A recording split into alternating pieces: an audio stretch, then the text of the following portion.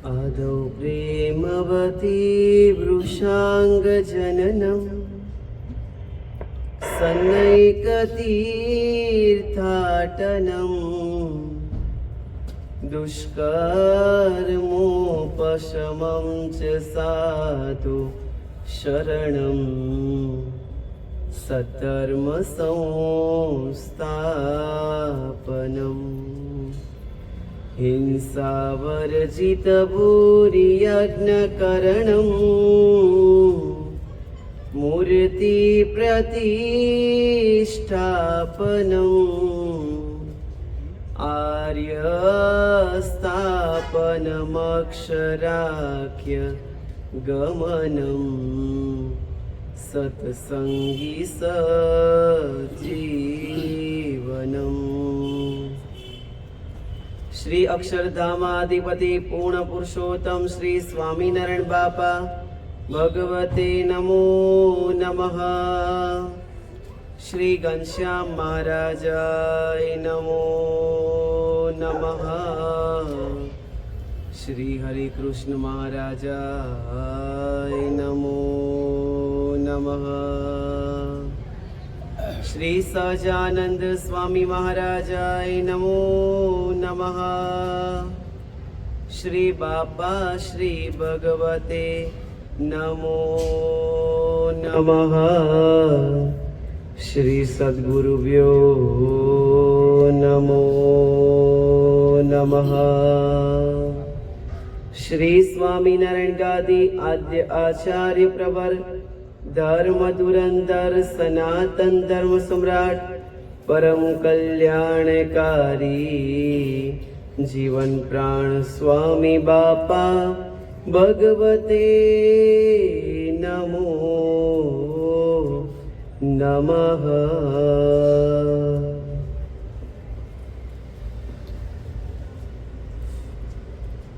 स्वामीनारायण हरे।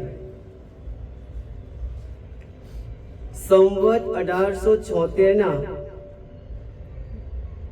માગશર સુધી 13ને દિવસ શ્રીજી મહારાજ શ્રી ગરડા મધ્યે દાદા ખાચરના દરબારમાં વિરાજમાન હતા અને સર્વે શ્વેત વસ્ત્ર ધારણ કર્યા હતા અને પોતાના મુખારવિંદની આગળ પરમહંસ તથા દેશ દેશના હરિભક્તની સભા ભરાઈને બેઠી હતી। પછી શ્રીજી મહારાજ બોલ્યા છે, અમે વેંકટાદ્રીથી સેતુબંધ રામેશ્વર જતા હતા। ત્યાં એક સેવકરામ નામે સાધુ હતો। તે શ્રીમદ ભાગવત આદિ પુરાણને ભણ્યો હતો। તે માર્ગમાં ચાલતા માંદો પડ્યો। તેની પાસે ₹1000ની સોના મોહરો હતી, પણ ચાકરી કરનારો કોઈ હતો નહીં। બીમાર પડે રૂપિયા હોય પણ ચાકરી કરનાર ન હોય તો શું રૂપિયાને ખવાય ખરા? ન ખવાય।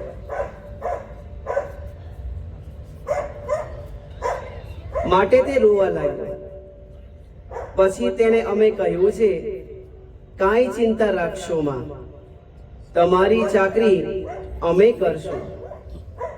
પછી ગામને બહાર એક કેળાની ફૂલવાડી હતી, તેમાં એક વડનો વૃક્ષ હતો। તે વડના વૃક્ષને વિશે હજારો ભૂત રહેતા, પણ તે સાધુ તો ચાલી શકે એવો રહ્યો નહીં અને અતિશય માંદો પડ્યો। તે ઉપર અમને અતિશય દયા આવી છે। પછી તે ઠેકાણે અમે તે સાધુને કેડના પત્ર લાવીને હાથ એક ઊંચી પથારી કરી આપી અને તે સાધુને લોહીખંડ પેટ બેસણું હતું। તેને અમે ધોતા અને ચાકરી કરતા અને તે સાધુ તો પોતાને જેટલું જોઈએ તેટલું અમારી પાસે ખાંડ સાકર ઘી અન્ન તે પોતાના રૂપિયા આપીને મંગાવતો। તે અમે લાવીને રાંધી ખવડાવતા અને અમો વસ્તીમાં જઈને જમી આવતા અને કોઈક દિવસ તો અમને વસ્તીમાં અન્ન પણ મળતું નહીં, ત્યારે અમને ઉપવાસ થતો. તો પણ કોઈ દિવસ તે સાધુએ અમને એમ કહ્યું નહીં, જે અમ પાસે દ્રવ્ય છે તે આપણે બેને કાજે રસોઈ કરો અને તમે પણ અમ ભેળા જવો. પછી એમ સેવા કરતે તકે તે સાધુ 2 માસે કંઈક સાજો થયો. પછી સેતુબંધ રામેશ્વરને માર્ગે ચાલ્યા, ત્યારે તેનો ભાર મણ 1 હતો. તે અમ પાસે ઉપડાવતો અને પોતે તો એક માળા લઈને ચાલતો, અને દેહે પણ સાજો અને 1 શેર ઘી જમીને પચાવે એવો સમર્થ થયો, તો પણ ભાર અમારી પાસે ઉપડાવે અને પોતે અમથો ચાલે. અને અમારી પ્રકૃતિ તો એવી હતી જે ભાર નામે તો એક રૂમાલ પણ રાખતા નહીં. માટે તેને સાધુ જાણીને અમે એનો મણ 1નો ભાર ઉપાડી ચાલતા. એવી રીતે તે સાધુની અમે ચાકરી કરીને સાજો કર્યો, પણ તે સાધુએ અમને 1 પૈસા ભાર અન્ન આપ્યું નહીં. પછી અમે તેને કૃતજ્ઞ જાણીને તેના સંગનો ત્યાગ કર્યો. એવી રીતે જે મનુષ્ય કર્યા કૃત્યને ન જાણે તેને કૃતજ્ઞ જાણવો. અને કોઈક મનુષ્ય કંઈક પાપ કર્યું અને તેણે તે પાપનું યથાશાસ્ત્ર પ્રાયશ્ચિત કર્યું, અને વળી તેને તે પાપે યુક્ત જે કહે તેને પણ તે કૃતજ્ઞ જેવો પાપી જાણવો. ઇતિ વચનામૃતમ ગરડા પ્રથમ પ્રકરણનું 10મું વચનામૃત સંપૂર્ણ થયું. રહસ્યાર્થ પ્રદીપિકા ટીકા. આમાં કૃપા વાક્ય 1 છે. તેમાં શ્રીજી મહારાજે માંદાની તથા નિરાધારની સેવા કરવી એમ દયાનું અધિકપણું જણાવ્યું છે, અને કૃતજ્ઞનું લક્ષણ કહ્યું છે. અને પ્રાયશ્ચિત કર્યું હોય તેને પાપે યુક્ત જે કહે તેને તેના જેવો જ પાપી કહ્યો છે. 2 બાબત છે. ઇતિ રહસ્યાર્થ. ઇકો થોડો ઓછો કરજો.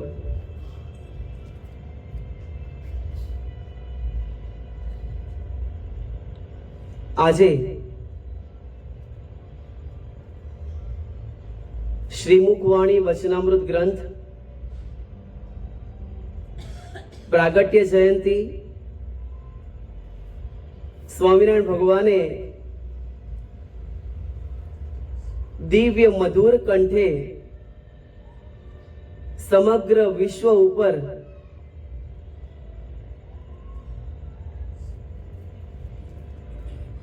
મધુરી દિવ્ય આજ્ઞા જે ગ્રંથની અંદર કરી છે તે ગ્રંથ એટલે વચનામૃત ગ્રંથ, આપણા વેદ. સ્વામિનારાયણ સંપ્રદાયનો મુખ્ય ગ્રંથ વચનામૃત ગ્રંથ. અને આ વચનામૃત ગ્રંથ ભગવાન સ્વામિનારાયણે પોતાની હયાતીમાં નિર્માણ કરાવીને આપ્યો. આજે આજકાલ કરતા 205 વર્ષ પૂરા થાય છે.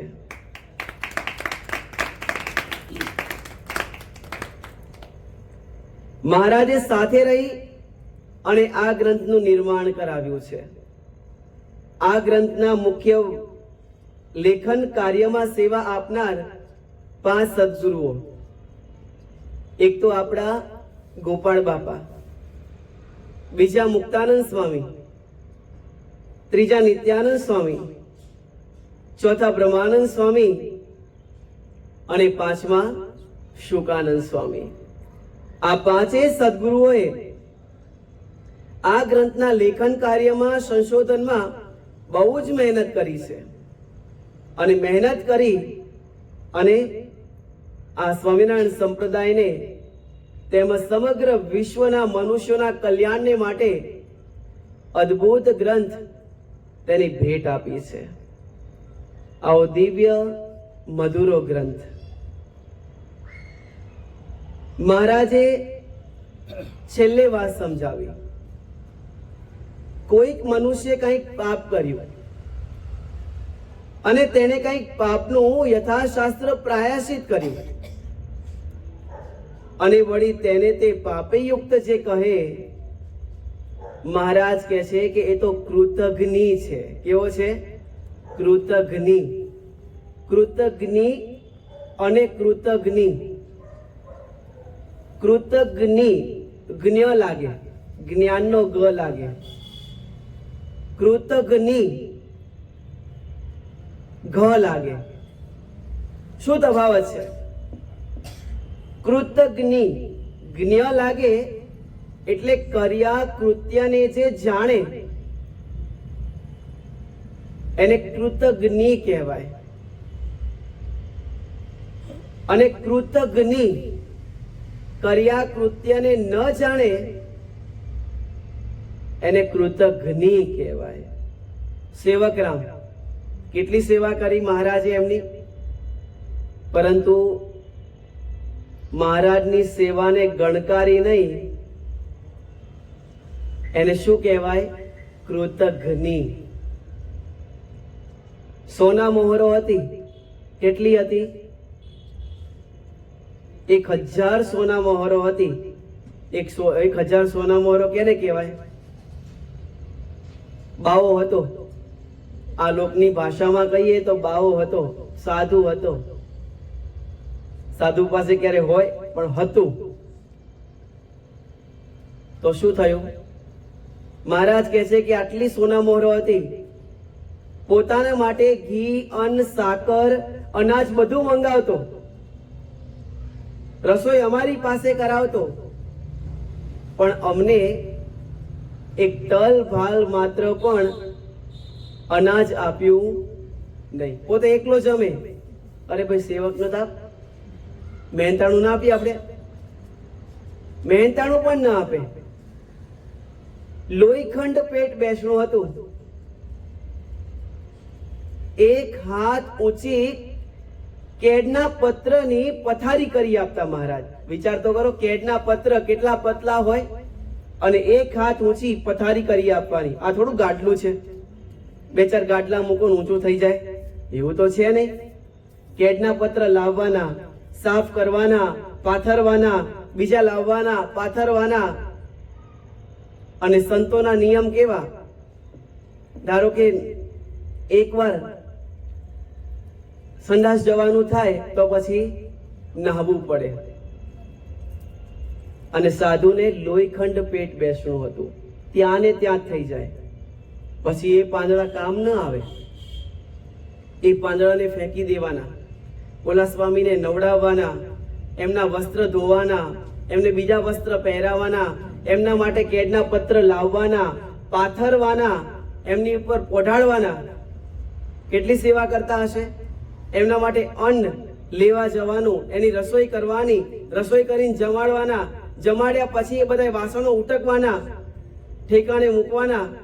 શું મહારાજે એમને સેવા આ બધા બનાવો છો? બધા રોટલી, દાળ ભાત, શાક ઘરના જે બધા બનાવતા હોય એમને થોડું બને.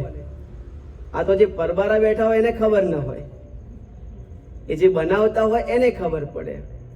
અને જે જોબ કરતા હોય એને ખબર પડે કે રૂપિયા કેમ આવે છે, કલાક કેમ નીકળે છે એ ત્યારે ખબર પડે. 8 કલાક કેમ નીકળે છે એ તો જે નોકરી કરતા હોય, ધંધા કરતા હોય, બિઝનેસ કરતા હોય એને ખબર પડે ભાઈ કે 8 કલાક કેવી રીતે નીકળે છે. તેમ આટલી સેવા કરી પણ કર્યા કૃત્યને ન જાણ્યું તો મહારાજ કહે છે કે એનો અમે કૃતજ્ઞ જાણી એના સંગનો ત્યાગ કર્યો. આજે શિક્ષાપત્રી મહાગ્રંથ, ગ્રંથ રત્ન, એ ગ્રંથ, એમાં પણ આજે એ જ શ્લોક આવે છે. મહારાજ કહે છે કે ગુહ્ય વાર્તા તુ કસ્યાપી પ્રકાશ્યા નૈવ કુત્રચિત સમદૃષ્ટ્યા ન કાર્યશ્ચ યથાર હારચા વ્યતિક્રમઃ. મહારાજ કહે છે કે કોઈની પણ જે ગુહ્ય વાર્તા તે તો કોઈ ઠેકાણે પ્રકાશ કરવી જોઈએ નહીં. અને જે જીવનું જે રીતે સન્માન કરવું ઘટતું હોય તેનું તેવી રીતે સન્માન કરવું. પણ સમ દ્રષ્ટિએ સન્માન કરવું જોઈએ નહીં. મહારાજ કહે છે કે કોઈની પણ ગુહ્ય વાર્તા કોઈ પણ ઠેકાણે પ્રકાશ કરવી જોઈએ નહીં. પણ આપણને તો એમાં જ મજા આવે. ગુપ્ત વાતો હોય, ન જાણતી વાતો હોય, એ આપણને એમાં જેવો રસ આવે એવું 6 પ્રકારના જે રસ કીધા છે ને એમાં રસ આવે નહીં. બોલો ઘનશ્યામ. એમાં રસ ન આવે. રસ આમાં જેટલો આવે ને, ભલે ઉપવાસ કર્યો હોય, 24 કલાકથી ભૂખ્યા હોય, પણ આમાં જેટલો આનંદ, મોજ મજા, ખાલી એટલું જ કહેવાનું, ઓલાનું સાંભળ્યું, પછી બધું કાર્યક્રમ શરૂ થઈ જાય. બાપા કહે છે કે આ જે ગુહ્ય વાર્તા, ગુપ્ત વાતો ક્યારે કોઈની પ્રકાશિત ન કરવી જોઈએ. કારણ કે ગુપ્ત વાત, કોઈએ કઈ ભૂલ કરી, કોઈનાથી કદાચ કઈક ખોટું કાર્ય થઈ ગયું, કોઈ કદાચ કોઈક માર્ગથી આગો પાછો થઈ ગયો, એને જ્ઞાન થયું, અને પછી આપણે એ વાતોને જાહેર કરીએ. અરે જાહેર ના કરીએ તો પણ કોઈની વાત કદાચ આપણે જાણવા માટે પ્રયત્ન કરીએ. આનું આમ છે, આનું આમ છે, આનું આવી રીતે તો નથી ને, એમ કરીને આપણે પૂછા કરીએ. આ બધુંય પાપ લાગે. કારણ કે કોઈની ગુપ્ત વાતો જ્યારે આપણે બીજાની સમક્ષ કરીએ છીએ ને, ત્યારે એનો સીધો અર્થ થાય છે કે તમને જે ભગવાને જ્ઞાન આપ્યું છે ને, એ જ્ઞાન તમે તમારા જીવનમાં ઉતાર્યું જ નથી. ચોખ્ખા ગુજરાતી શબ્દોમાં કહીએ ને તો જે હલકાપણું હોય ને, એ હલકાપણું આમાં પ્રદર્શિત થતું હોય છે. ભૂલ તો બધાથી થાય ને. ભૂલથી ભરેલા કોણ નથી? અહીં બેઠેલા કોઈ પણ એવા વ્યક્તિ કહી શકે કે મેં ભૂલથી ભરેલા નથી? દરેક વ્યક્તિ ભૂલથી ભરેલા છે. ગુરુદેવ જીવન પ્રાણ સ્વામી બાપા સ્વયં સ્વામિનારાયણ ભગવાન એમના દ્વારા કાર્ય કરતા, છતાં પણ ગુરુદેવ શું કહેતા? મેં તો છિન્ન છિન્ન તેરા ગુનેગાર. ગુરુદેવ આ પ્રમાણે કહે છે. તો આપણે તો બધાય પાપના ભરેલા છીએ. માટે મહારાજ કહે છે કે કોઈની પણ ગુપ્ત વાતો ક્યારે પણ પ્રકાશિત કરવી જોઈએ નહીં. અને જો પ્રકાશિત કરીએ ને, એનું પાપ આપણને લાગતું હોય છે. વગર લેવા દેવાનું પાપ આપણને લાગે. એમાં કઈ લેવાનું ખરું? એમાં કઈ લેવાનું ના. એમાં કઈ દેવાનું ના. લેવાનું ખરું. શું લેવાનું? પાપ લેવાનું. શું લેવાનું? પાપ લેવાનું. ગરડા પ્રથમ પ્રકરણનું 72મું વચનામૃત મહારાજ કહે છે કે કોઈ વ્યક્તિએ કદાચ કઈક ભૂલ થઈ ગઈ અને પછી જો આપણે એને યથાશાસ્ત્ર પ્રાયશ્ચિત કર્યું અને પછી જો આપણે એને ફજેત કરીએ ને, તો મહારાજ કહે છે કે બ્રહ્મ હત્યાનું પાપ લાગે. કેવું પાપ લાગે? બ્રહ્મ હત્યાનું પાપ લાગે. આપણે બધાએ ઓલું રમૂજી અને શિખામણ ભરેલું દ્રષ્ટાંત જાણીએ છીએ. ભૂદેવો નીકળ્યા હતા, ગામની અંદર પ્રવેશ કર્યો હતો અને 4 વ્યક્તિ બેઠા હતા.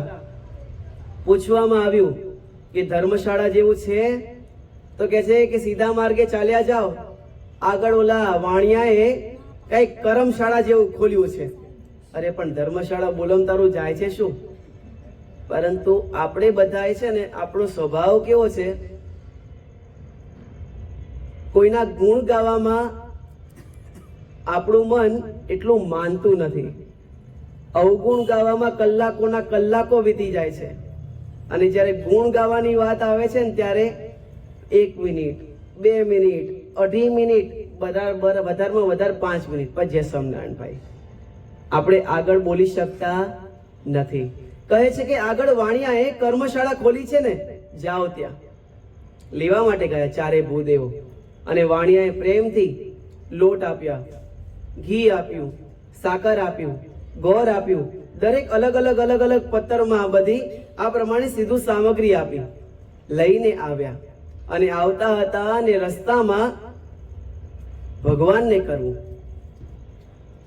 સમડી સાપને લઈ જતી હતી અને સાપ મૃત્યુના મુખમાં હતું. એના મુખમાંથી ઝેર પડ્યું અને સીધું લોટનું જે પાત્ર હતું એમાં જ પડ્યું. બ્રાહ્મણોને ખબર નથી, વાણિયાએ તો ચોખ્ખું અનાજ આપ્યું હતું. ચારે ભૂદેવ ભેગા થઈ અને સરસ મજાનું ભોજન તૈયાર કર્યું, ભગવાનને સંભાળી અને જમ્યા. પછી એમ થયું કે ઊંઘ જેવું આવે છે, ઘડીક આરામ કરી લઈએ, પછી આવતી હમણાં સવારે ઉઠીશું, પછી આગળ વિદાય વેળા કરશું. જમ્યા, સૂતા, ઉઠ્યા જ નહીં. અને પહેલી ખબર કોને પડી?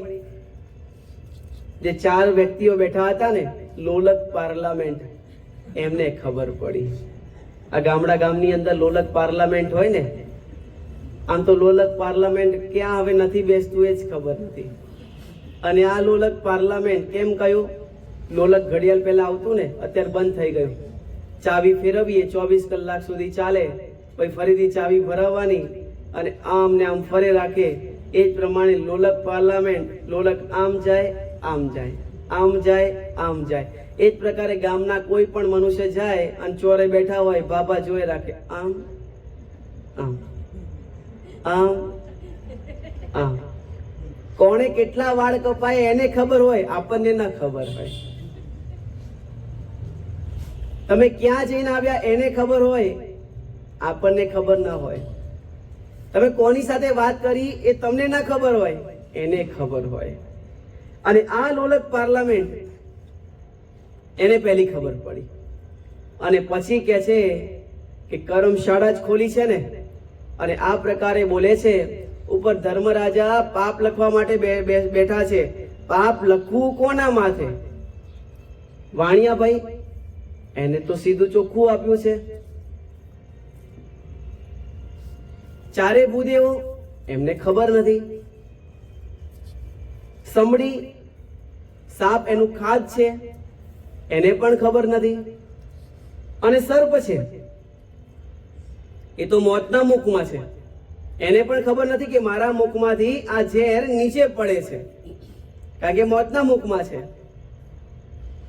અને આ પ્રકારે ધર્મરાજા લખવા માટે બેઠા છે. કોનું નામ લખવું, કોનું નામ લખવું, કારણ કે બધાય આ પાપના કોઈ ભાગીદાર નથી. પરંતુ આ ગુપ્ત વાત, ખોટી વાત અને ખોટા શબ્દ તરત જ ચારે આ લોલક પાર્લામેન્ટે બેઠા બેઠા બોલ્યા કે આને ધર્મશાળા કહેવાય, આને તો કર્મશાળા જ કહેવાય ને.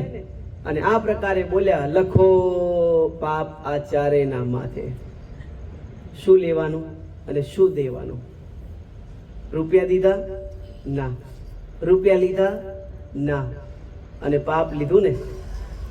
બાપા કહે છે કે ગુપ્ત વાર્તા, ખોટી વાર્તા અને કોઈ પણ પ્રકારનો કોઈ વ્યક્તિ પ્રત્યેનો આક્ષેપ ક્યારેય પણ નહીં લગાવવો. કારણ કે આપણે પણ આ બધી ભૂલ કરી જ ચૂક્યા છીએ. જ્યારે કોઈના માથે આપણે જ્યારે આમ થોપી દઈએ છીએ ને, ત્યારે આપણે વિચાર લેવાનું, back to pavilion and at this hour present. આપણું વર્તમાન પણ જોઈ લેવાનો અને આપણું ભૂતકાળ પણ જોઈ લેવાનું કે આપણું વર્તમાન અત્યારનું કેવું છે. આપણે જ્યારે કોઈની ચોકી કરીએ છીએ, શાસ્ત્રકારો તો ત્યાં સુધી કહે છે કે તમે કોઈની ચોકી કરો ને, તમે કોઈનું, કોઈ વ્યક્તિનું, કોઈ રૂમની અંદર બેઠો હોય ને કાન દઈને સાંભળો ને, એ પણ પાપ છે. કોઈની ચોકી રખાવો, એ પણ પાપ છે. ફોન કરીને પૂછાવડાવો, આનું આમ છે, આનું આમ છે, આનું આમ છે, આ કોની સાથે વાતો કરે છે, આ પણ એક પ્રકારનું પાપ છે. બાપા કહે છે કે આ પ્રકારનું પાપ ક્યારેય પણ કરવું જોઈએ નહીં. નીતિશાસ્ત્રમાં 9 વાતો ગુપ્ત રાખવાની વાતો કરી છે. બહુ સુંદર છે, ધ્યાનથી સાંભળીએ. નીતિશાસ્ત્રમાં એક તો પોતાનું આરોગ્ય, ધ્યાનથી સાંભળજો, યાદ રાખજો. પહેલું આરોગ્ય, બીજું ધન, ગુપ્ત રાખવાની વાત. પોતાનું આરોગ્ય, ધન. ત્રીજું પરિવારનું કલંક, ત્રીજા પ્રકારનું. ચોથું મંત્ર, મંત્ર અને મંત્રણા ભેગું.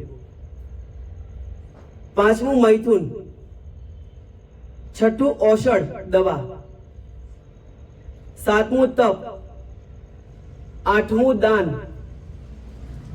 અને નવમું આયુષ્ય. આ 9 ગુપ્ત રાખવા જોઈએ. પહેલું આપણું આરોગ્ય ગુપ્ત રાખવું જોઈએ. કોઈ પણ પ્રકારનો રોગ થયો હોય ને, બહુ જાહેર ન કરવો. જેવું જાહેર કરો ને એટલે પછી દરેકને ખ્યાલ આવી જાય. આરોગ્ય ગુપ્ત રાખવું. હા, ડોક્ટરની પાસે જઈએ, મોટા પુરુષની પાસે જઈએ, ત્યાં ક્યારેય નહીં છુપાવવું, ત્યાં જે હોય કેવું. પરંતુ આ લોકના કાને ક્યારેય પણ આપણું આરોગ્ય જણાવવા દેવું નહીં. આ મોટા મોટા બિઝનેસમેનો હોય, પોતાનું આરોગ્ય ન કહે. કેમ? કારણ કે જણાવે તો તરત જ મીડિયામાં ચડે, અને મીડિયામાં આવે એટલે તરત જ શેર માર્કેટ સીધું અપ કાં તો ડાઉન. આરોગ્ય પોતાનું ક્યારેય પણ બહુ પ્રદર્શિત કરવું જોઈએ નહીં. બીજું, ધન. આપણી પાસે કેટલા રૂપિયા છે, કેટલી સંપત્તિ છે, ક્યારેય પણ કોઈને કહેવી જોઈએ નહીં. ક્યારેય પણ કોઈને બતાવવું જોઈએ નહીં કે મારી પાસે આટલું ધન છે, આટલી સંપત્તિ છે. અરે, પોતાનો પુત્ર પરિવાર હોય ને તો પણ એની પાસે જાહેર ના કરવું જોઈએ. શાસ્ત્રકારો કહે છે એ આપણે જાણીએ અને આપણા ધર્મપત્ની જે જાણતા હોય એ જ, બાકી કોઈને પણ ન કહેવું જોઈએ. અને જેટલું કહીએ ને તો એટલું ખોટમાં જ જાય. એક સુંદર મજાના દ્રષ્ટાંતથી સમજવા માટે પ્રયત્ન કરીએ. કચ્છમાં એક ભગત પરદેશ કમાવા ગયો હતો, અને પરદેશથી કમાઈ અને ઘરે જતા હતા. રસ્તામાં માધાપુર ગામ આવ્યું. એમના બહેન રહેતા હતા. સાંજ પડી હતી. બહેનને જોઈ બંને ભાઈ બહેન બહુ રાજી થયા. અરે, પરદેશથી આવ્યો ભાઈ? હા, પરદેશથી આવ્યા. પહેલા કેટલો પ્રેમ હોય ભાઈ અને બહેનમાં. અને પછી ભાઈ કહે છે કે બહેન, આવતીકાલે ઘરે જવું છે, રાત્રિએ રોકાણ કરવું છે. અરે ભાઈ, આ થેલામાં શું રાખ્યું છે કે? અરે, કાંઈ નથી કે. બહુ આગ્રહ કર્યો એટલે કીધું 10,000 રૂપિયા છે. એ જમાનામાં 150 વર્ષ પહેલાની વાત છે ભક્તો. 150 વર્ષ પહેલા 10,000 રૂપિયા કેને કહેવાય? અત્યારે 10,000 ખીચામાં હોય તોય તમે હલી શકો? હલી શકો હોય તમારે? તમે જ વિચાર કરી લો, 10,000 રૂપિયા ખીચામાં મૂક્યા હોય તોય તમે હલી શકો? ન હલી શકો. 10,000 રૂપિયા હતા. બેનને કહે છે કે બેન, આ 10,000 રૂપિયા છે, લે હું તને આપું છું, કાલ સવાર લઈ લઈશ. કાંઈ વાંધો નહીં. બેને પ્રેમથી જમાડ્યા અને અંદર થોડું થોડું કંઈક નાખવાનું તો નાખી દીધું. રાત્રે ભાઈ સૂતા. બેનને ઊંઘ ના આવે. જો, ધન જાહેર થયું. લડાવી મારે ધન ભાઈ ભાઈ, લડાવી મારે સસરા જમાઈ. ગરડા છેલ્લા પ્રકરણનું 38મું વચનામૃત. મહારાજ કહે છે કે એક દ્રવ્યાદિકનો લોભ, સ્ત્રીને વિશે બેઠા ઉઠ્યાની વાસના, દેહાભિમાન, રસને વિશે જીવહાની આસક્તિ, સંબંધીમાં હેત અને કુસંગીમાં હેત. મહારાજ કહે છે કે આ 6 વાના જેને હોય ને, જીવતે અને મરીને ક્યારે પણ સુખ થાય નહીં. એક દ્રવ્યાદિકનો લોભ અને બહેનને લોભ, અને આ લોભે કરી અને કેટલું કાર્ય કરે છે ભક્તો. બહેનને ખબર પડી 10,000 રૂપિયા છે, બહેનની ઊંઘ જતી રહી. સ્વામીશ્રી મહારાજ સરસ દ્રષ્ટાંત આપે ને કે 80 વર્ષના દાદા હોય, ખાટલે સૂતા હોય, અને દાદાને પડખું ફેરવવું હોય ને તો પણ બીજા આવે ને ત્યારે પડખું ફરે. દાદા પડખું ફેરો ત્યારે પરાણે પડખું ફેરે. દાદા જમો તો પરાણે જમે. દાદા લ્યો પાણી પીવો, દાદા પરાણે પાણી પીવે. પણ દાદાના કાનમાં જઈને ધીમે રહીને એમ કહેવામાં આવે, દાદા તમારા ખાટલા નીચે એક હાથ ખોદશો ને તો સુવર્ણની વટલોય છે. અને પછી દાદા પડખું ન ફરી શકતા હોય ને રાત્રે 12 કેમ વાગે અને આખું ઘર ક્યારે ઊંઘી જાય, અને પોતે ઊભા થાય, પોતે ખાટલો ખહેડે, પોતે તે ત્રિકમ ને પાવડો લઈ અને ખાડો કરે ને વટલોય લઈ લે. ક્યાંથી આવી શ્રદ્ધા? આ લડાવી મારે ધનભાઈ ભાઈ. આખું જગત સુરા સુંદરી અને સુવર્ણની અંદર જ બધા મોહ પામે છે ને. સુરામાં, સુંદરીમાં અને સુવર્ણમાં, આ ત્રણની અંદર આખું જગત દોટો દીધા કરે છે. બહેનને ખબર પડી, બહેનને ઊંઘ નથી આવતી. ભાઈ હું તો હા સૂઈ ગયો. એમના હસબન્ડને, એમના પતિને જગાડે છે, ઉઠો. અરે પણ શેના માટે? લ્યો આ બાજુમાં પડ્યો પાવડો હાથમાં લ્યો અને મારો ભાઈ છે ને એને મારી નાખો. અરે તને શરમ આવે છે કે?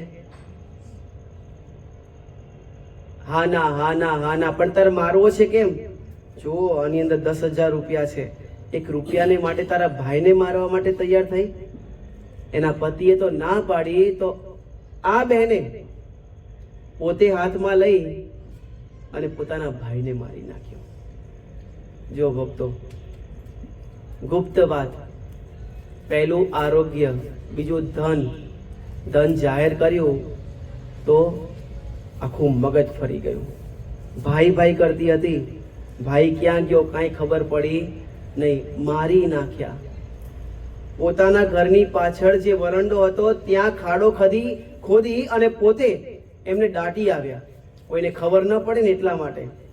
અને પછી ભુજ મંદિરમાં જઈ બીજે દિવસે રસોઈ આપવા માટે ગયા. બેન, આવી જે સેવા હોય ને ભગવાન ક્યારેય ન સ્વીકારે. ભગવાન ક્યારેય પણ આ રૂપિયા નહીં સ્વીકારતા. કેટલાયને ચૂપામાં પૂરીને, કેટલાયને તે આંખોમાં ધૂળ નાખી અને જે રૂપિયા લીધા હોય ને, આ લોકોની દ્રષ્ટિએ આપણને એમ લાગે કે આપણે ભગવાનને થાળ કર્યો ને મોટાને રાજી કર્યા. ભગવાન ક્યારેય સ્વીકારતા નથી. ભુજ મંદિરમાં રસોઈ આપવા માટે ગયા. બાઈઓના મંદિરમાં બહેનોની સેવા કરવા લાગ્યા આ બહેન. અને જ્યાં બ્રહ્મચારી મહારાજ થાળ લઈને નીકળ્યા છે અને રસ્તામાં હજુ તો અડધે પહોંચ્યા ત્યાં થાળ હાથમાંથી પડી ગયો. અરે કોઈ દિવસ નહીં, આજે કેમ આવું થયું? કઈ વાંધો નહીં. બીજી વખત બ્રહ્મચારી મહારાજે રસોઈ મહારાજ માટે તૈયાર કરી. બીજી વાર લઈને જાય છે, અડધે પહોંચ્યા અને થાળ હેઠો પડ્યો. અને ત્યાં ભુજ મંદિરમાં જે બહેનોના મંદિરમાં જે સેવા આપતા હતા સાંખ્યોગી બહેન, એમને ભગવાને દર્શન આપીને કીધું કે હું ભૂખ્યો છું. મહારાજ મહારાજ કેમ ભૂખ્યા છો? બ્રહ્મચારી મહારાજે રસોઈ નથી કરી? હા, રસોઈ તો તૈયાર કરી છે, પરંતુ આજે જેની રસોઈ છે ને, કોની રસોઈ તને ખબર છે? હા મહારાજ, આ માધાપુર વાળા બેન આવ્યા છે એની રસોઈ છે. એને પોતાના ભાઈને મારી નાખી અને 10,000 રૂપિયા લઈ અને એમાંથી રસોઈ આપવા આવી છે. જો ભક્તો, ત્યારે ખબર પડી. માટે ધન મહારાજ કહે છે કે ક્યારે પણ જાહેર કરવું ગયો છે. એટલે દોડતી દોડતી આવી. ભાઈ હતો નાનો પણ સમજુ હતો. બહેન થોડી રડવા લાગી. ત્યારે બહેનને નાનો ભાઈ કહે છે કે બહેન જો, તું તો મારી મોટી બહેન છે, મારે તને શિખામણ ના આપવાની હોય, પણ એક ભાઈ તરીકે હું તને એક વાત કહું. હા બોલ. પહેલી વસ્તુ, તારું વ્યભિચાર લેવાઈ ગયું છે, થઈ ગયું છે. અને બીજી વસ્તુ, તને અત્યારે આની સાથે ખોટો પ્રેમ થઈ ગયો છે. તું એની સાથે કદાચ આગળ વધીશ તો આજ નહીં તો કાલ બીજાને ખ્યાલ આવશે, લોકમાં ટીકા થશે. તારું વ્યભિચાર તૂટી જશે. અને એના કારણે જેટલા આપણા પરિવારની અંદર જેટલા દીકરા અને દીકરી છે એનું ભવિષ્ય પણ બગડશે. માતા પિતાને નીચું જોવાનું થશે.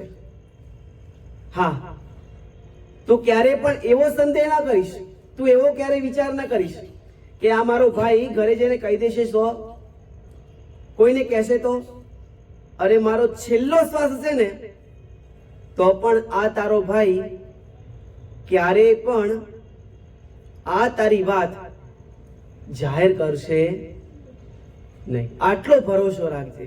શું કહે છે? આટલો ભરોસો રાખજે.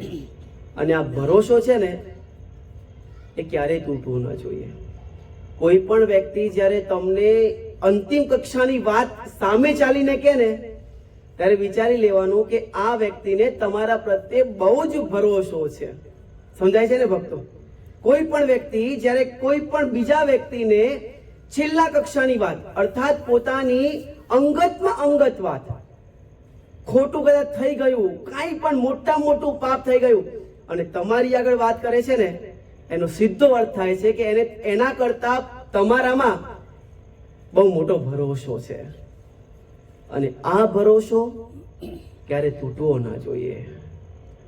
અને ભરોસો તૂટે ને પછી એમ કહો કે ભરોસો રાખ, ક્યારે પણ રહેતો નથી.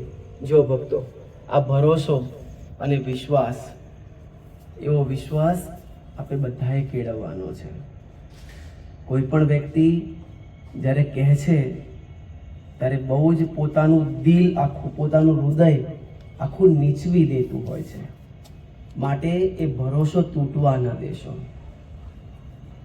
ઓલો ભાઈ કહે છે, બેન તું ચિંતા ન કરીશ, આ તારી ભૂલ છે ને, ક્યારેય પણ ભાઈ કહેશે નહીં. અને હા, આ તારી ભૂલ નથી, એ તો એક સમય અને સંજોગ છે.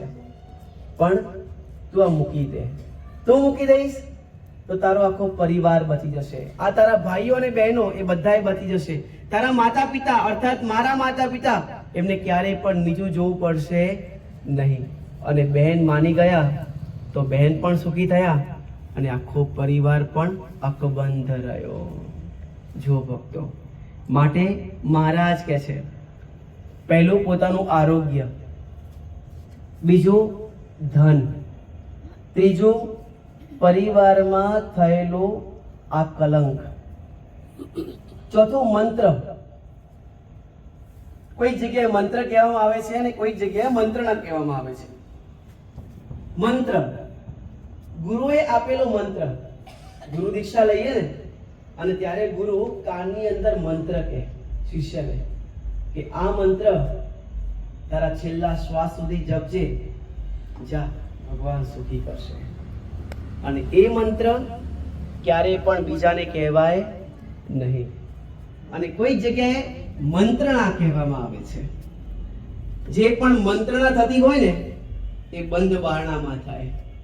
અને બંધ બારણામાં થયેલી મંત્રણા એ ક્યારેય પણ જાહેર કરાય નહીં. બે વ્યક્તિએ કરેલી મંત્રણા એ ક્યારેય પણ જાહેર કરાય નહીં. ચાણક્ય નીતિમાં ચાણક્ય મુનિ તો ત્યાં સુધી કહે છે કે તમે જે આમ સંકલ્પ કર્યો હોય કે મારે આ દિશા તરફ જવું છે, તો ક્યારેય પણ આપણે આ બુદ્ધિ જાણતી હોય ને તો આ બુદ્ધિ દ્વારા આ હાથને પણ ખબર પડવી જોઈએ નહીં.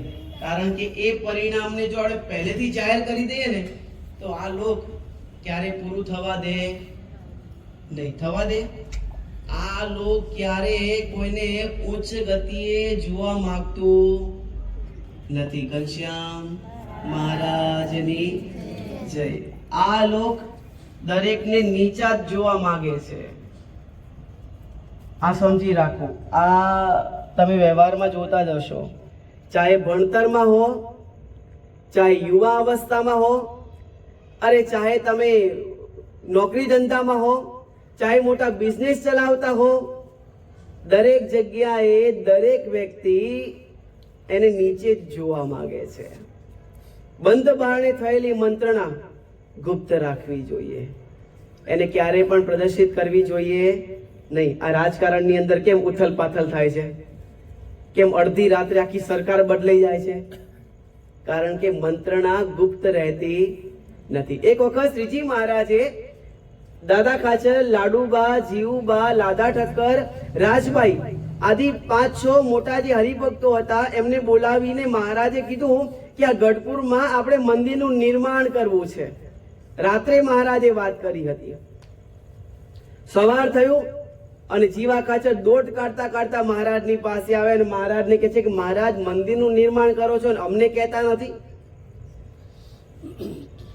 મહારાજ આ લોકની દ્રષ્ટિએ વિચાર કરે છે કે મેં કહ્યું નથી, આ ઉત્તમ કોટીના જે મારા હરિભક્તો છે એમને કહ્યું નથી, એને ખબર ક્યાંથી પડી? અને પછી જ્યારે બહુ તપાસ કરાવી ત્યારે ખબર પડી કે જીવા ખાચરનો જે ભાયાત હતો ને એ ખૂણામાં ઊભો ઊભો આ મહારાજની અને મુક્તાત્માઓની વાતો સાંભળતો હતો. અને એના ભાયાતે રાત્રે ને રાત્રે જીવા ખાચરને કહી દીધું કે મહારાજ તો આવું કરવા બેઠા છે અને તમે તો બહુ મોટા કહેવાઓ, ગામના ધણી કહેવાઓ, અને આજકાલનો ઓલો દાદો એને મહારાજ ભેગો રાખે છે અને તમને રાખતા નથી. જો ભક્તો, આ મંત્રણા ગુપ્ત રાખવી જોઈએ. પહેલું આરોગ્ય, યાદ રહ્યું ને? આરોગ્ય. બીજું ધન. ત્રીજું કલંક, પરિવારમાં રહેલું કલંક. પછી ચોથું મંત્ર, મંત્રણા. પાંચમું મૈથુન, એ પણ જાહેર કરવું જોઈએ નહીં. છઠ્ઠું ઔષધ, ઔષધ દવા, એ પણ જાહેર કરવી જોઈએ નહીં. કહેવો ને મને ડાયાબિટીસ થયું છે, કોલેસ્ટ્રોલ થયું છે, મને કેન્સર થયું છે, એટલે પછી બહુ બોલાવે નહીં. માટે બહુ જાહેર કરવું નહીં. ઔષધ જાહેર કરવું જોઈએ નહીં. પહેલા સાંભળ્યું ને, આરોગ્યમાં માત્ર ને માત્ર પોતાના ડોક્ટર અને પોતાના જે મહાપુરુષ, પોતાના ગુરુ, એની આગળ કહેવું, પરંતુ બીજા કોઈ આગળ આ વાત કરવી જોઈએ નહીં. સાતમું દાન, ક્યારે પણ જાહેર કરવું જોઈએ નહીં. દાન એક હાથે કર્યું ને તો બીજા હાથને પણ ખબર પડવી જોઈએ નહીં કે આ હાથે આટલું દાન કર્યું. દાન જાહેર કરીએ ને એટલે લોકો જોઈને જ બેઠા હોય, આટલા રૂપિયા આવ્યા ક્યાંથી? માટે દાન જે પણ કરો ને, ખાનગી દાન કરવું. આઠમું તપ. આપણે જે પણ તપ કરીએ ને, તપમાં ધ્યાન આવી ગયું, માનસી પૂજા આવી ગઈ, માળાના નિયમ કરીએ એ આવી ગયા, પ્રદક્ષિણા કરતા હોય એ આવી ગયું, તપ કરતા હોઈએ, ઉપવાસ કરતા હોઈએ, એકાદશીના નિયમો કરતા હોઈએ, ચાંદ્રાયણ વ્રત કરતા હોઈએ, આ બધુંય તપ જે છે ને એ પણ ગુપ્ત રાખવું. લોકમાં કહે ને, ભજન અને ભોજન બંને ગુપ્ત રાખવા, ક્યારે જાહેર નહીં કરવા. સંતો માળા ફેરવે તો ગૌમુખીમાં ફેરવે. કેમ? ગુપ્ત રાખવું, ક્યારે પણ જાહેર કરવું નહીં. તપ જાહેર કરો ને એટલે અંદર જ અહંકાર આવી જાય અને લોકો કહેવા લાગે, ઓહો તમે તો તપસ્વી છો, તમે તો તપના મૂર્તિ છો, તમારા જેવા તો ભગવાન ભજવા વાળા કોઈ નથી. અને ન ફૂલાતો હોય ને તોય ફૂલાય. અને લોકો તો આવી રીતે 2-4 ખાંડ મરી મસાલા નાખીને તમને ઉપર ચડાવે. શેના માટે ચડાવે? મોટા ભાગે નીચે જોવા માટે જ ચડાવે. માટે પોતાનું જે તપ, ભગવાનનું કેટલું ભજન કરીએ છીએ કોઈને પણ ખબર પડવી જોઈએ નહીં. અને 9મું આપણું આયુષ્ય, એ પણ જાહેર કરવું જોઈએ નહીં.